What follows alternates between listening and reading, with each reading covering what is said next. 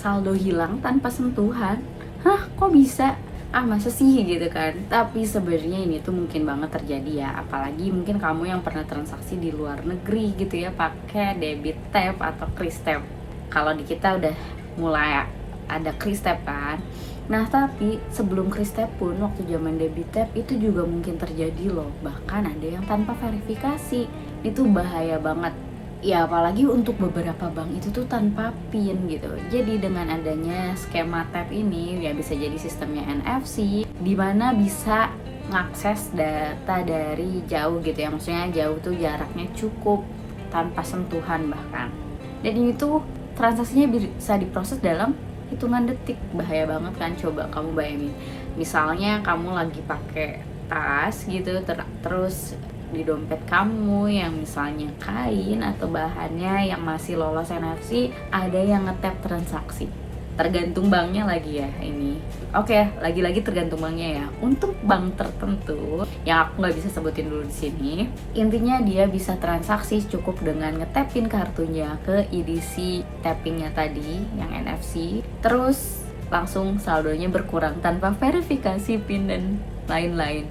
Itu bener-bener buat aku shock sih waktu itu.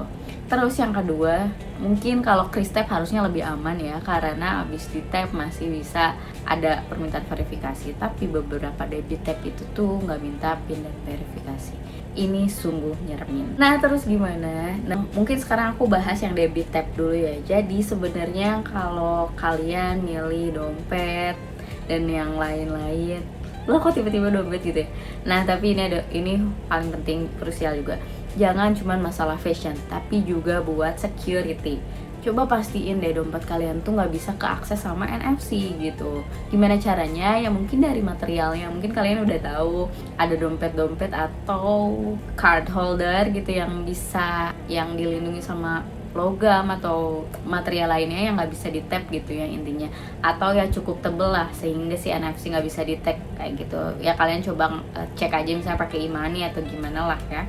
Intinya kalau bisa gunain dompet yang seperti itu, dan jangan simpen kartu kalian sembarangan simpennya di dompet, karena ya dompet yang tadi ya yang anti NFC itu, karena untuk menghindari ya mungkin apa sih parno banget gitu, nggak mungkin terjadi gitu ya, tapi kita nggak pernah tahu kalau di perjalanan.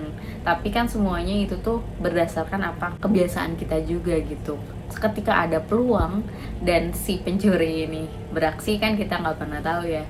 Jadi jangan tunggu kecolongan. Jadi proteksi kartu kamu, dompet kamu, dan saldo kamu juga, yang paling penting data kamu, biar transaksi kamu tetap secure.